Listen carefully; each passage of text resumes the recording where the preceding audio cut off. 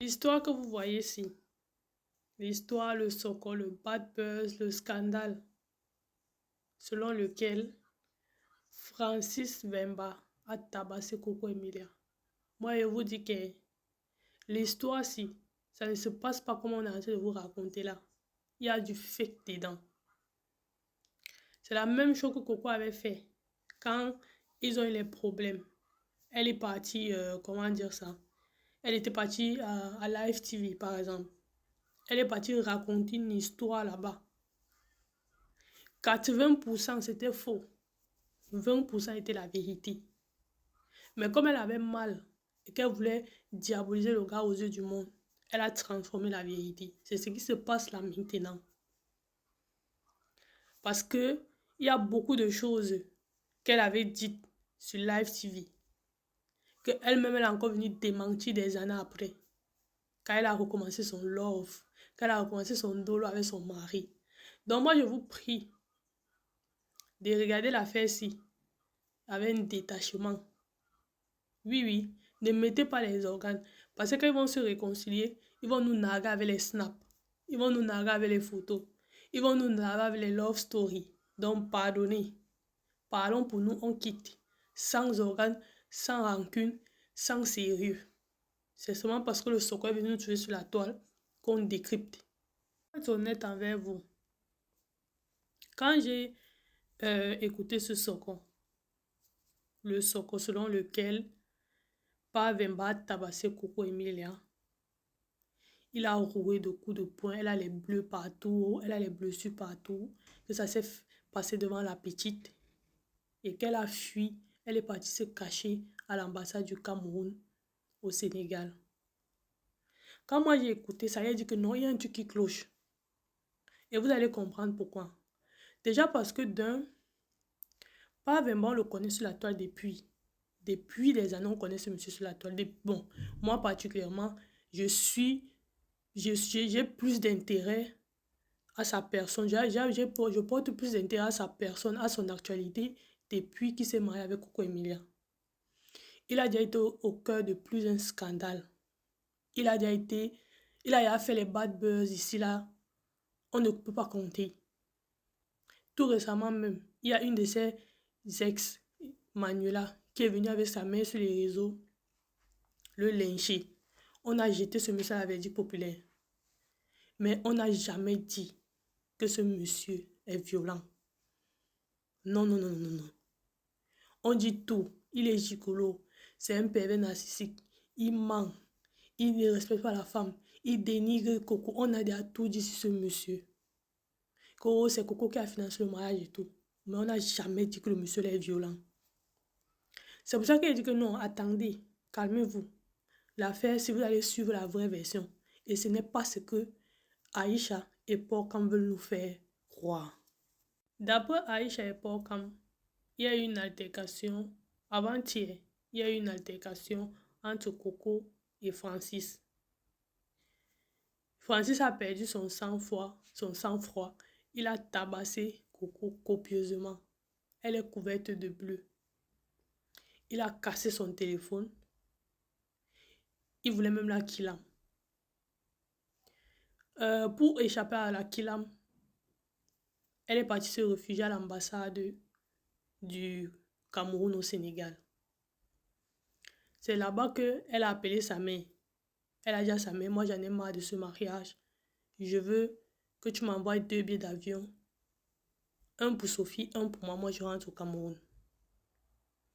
Et qu'il y a certaines personnes autour d'elle qui ont appelé Francis pour récupérer ses affaires et partir et rentrer au Cameroun. Donc, Porcam dit donc que quand on pose la question à Vemba, pourquoi tu as tapé Coco, il répond que elle est sortie. Dans une affaire de sortie. Genre, elle est sortie, ou bien elle est. Je sais pas trop. Il a seulement dit que c'est parce qu'elle est sortie. C'est ce que Porcam a dit dans son live. Par contre, Aïcha n'a pas donné la raison. Elle n'a pas situé l'histoire dans le temps. Elle n'a pas expliqué qu'est-ce qui s'est passé pour que ça n'en arrive là. Elle a seulement dit qu'on l'a tapé. Elle n'a pas donné un contexte. Maintenant, elle continue de dire que le déménagement, la location, la vie, tout ce qui est dépenses, parce qu'ils se sont expatriés au Sénégal, c'est Coco qui gère tout ça. Donc, en gros, Francis vit aux dépens de Coco depuis qu'ils ont quitté le Cameroun. Et qu'en réalité, Coco est allée s'installer au Sénégal parce qu'elle veut venir en Italie. Vous-même, vous savez, il y a eu une affaire qui était sortie là, que quand, un peu après leur mariage, quand ils se sont séparés, que Francis, pour le regroupement familial, Francis avait donné il avait donné des faux documents. Voilà. Et ça avait créé les problèmes au niveau de certaines ambassades. Ça, on avait donc, comment on appelle ça, on l'avait bloqué. Donc, elle était fichée dans plusieurs ambassades de l'Union européenne. Donc, elle ne pouvait plus venir. Donc, je sais pas, pour contourner ça, elle a donc préféré passer par le Sénégal. C'est pour ça qu'elle a d'abord marqué une pause là au Sénégal. Elle s'est installée là. Et voilà quoi. En fait, c'était juste une pause, mais son objectif final, c'est d'aller en Italie. Et donc, c'est elle qui paye tout, qui a payé le déménagement, c'est elle qui paye le loyer, c'est elle qui nourrit Vemba. Donc, en gros, c'est elle qui est le porte-monnaie du couple. Vemba, je vis à ses crochets. Ce que Aïcha veut nous faire comprendre. Ok. Moi, déjà, je vais vous poser une question. Coco Emilia, c'est une héritière. En fait, elle travaille où? Elle prend l'argent où pour se permettre un train de vie pareil? Tu quittes le Cameroun, tu pars t'installer au Sénégal, tu ne travailles pas. Vous pouvez me dire comment elle fait pour financer ça? Parce que quand vous dites que Vemba vit à ses crochets, vous ne nous expliquez pas comment Coco elle-même fait pour financer cette vie. Vous ne nous dites pas. Vemba vivait ici en France, à Monaco. Il a quitté Monaco pour aller vivre au Sénégal. Alors que normalement, c'est celui qui est en bain qui fait le regroupement familial. Mais lui, il est plutôt quitté. Il est venu retrouver Coco au Sénégal pour remonter en Italie. Je ne sais pas si ce que vous dites a un sens. La deuxième question que je veux vous poser, oui. Coco est capable de financer tout ce que vous avez dit là. Mais c'est sa mère qui doit lui envoyer un billet d'avion pour rentrer au Cameroun. Est-ce que vous entendez parler? Tu es capable de financer une expatriation parce qu'ils se sont carrément expatriés. Et Aïcha Kamwa dit que c'est elle qui finance la procédure pour aller en Italie, pour sa famille. Donc, elle, Sophie et Francis. Donc, toi, tu as à ta charge 3 personnes. Mais pour payer 2 billets d'avion pour rentrer au Cameroun, parce que tu es en danger, tu appelles ta mère. Est-ce que vous comprenez, il y a quelque chose qui cloche? Avançons. Vous dites qu'elle a vendu sa maison. Vous connaissez la maison dans laquelle elle vivait là, la grande maison là, je sais pas si c'était un duplex ou c'était une villa. Pendant son mariage, quand elle avait fait l'émission qui est passée à Canal Plus là, on avait filmé sa maison. Vous dites que la maison là, elle a vendu ça pour pouvoir s'expatrier, pour pouvoir aller au Sénégal. Alors que on sait très bien que cette maison ne lui appartient pas. Cette maison ne lui appartient pas. Comment tu peux vendre un bien qui ne t'appartient pas? Comment tu peux vendre un bien qui ne t'appartient pas? Vous voyez comment vous êtes incohérent, non? Ok. C'est aussi comme ça que vous vous êtes levé ici. Vous avez raconté comment le mariage là, c'est elle qui a financé son mariage. Que même la dot, Francis n'a pas payé, c'est elle-même qui a payé sa dot. C'est ce que vous êtes venu raconter sur les réseaux. Que Francis est arrivé au Cameroun, il avait en tout et pour tout sur lui 300 €. Que même la veste qu'il portait, c'est elle qui a payé. C'est ce que vous avez raconté ici. Pour diaboliser le monsieur. Quelques années après, Vemba est venu dire que si Coco a mis 1 € dans ce mariage, qu'elle prouve. C'est moi qui ai financé mon mariage. Et je peux appeler à témoin la personne à qui j'avais envoyé l'argent pour qu'il remette à Coco au Cameroun pour qu'elle organise le mariage. C'est moi qui ai financé mon mariage de A à Z. Elle n'a même pas mis 1 € dans ce mariage, c'est moi. Il avait dit ça. Parce que vous avez passé tout votre temps à salir le monsieur que c'est un gigolo, il n'a rien. Il avait dit que si elle a mis 1 € qu'elle vienne ici, on va se choquer ici, on va se jouer fort. C'est moi qui ai financé mon mariage et elle le sait. J'avais fait un mandat à quelqu'un, il lui a remis l'argent. Vous allez nous dire quoi? Maintenant, vous dites que c'est elle qui finance la vie au Sénégal. Bon, tu finances la vie au Sénégal, mais tu attends que ta mère t'envoie 2 billets d'avion. Faites attention à ce que vous racontez.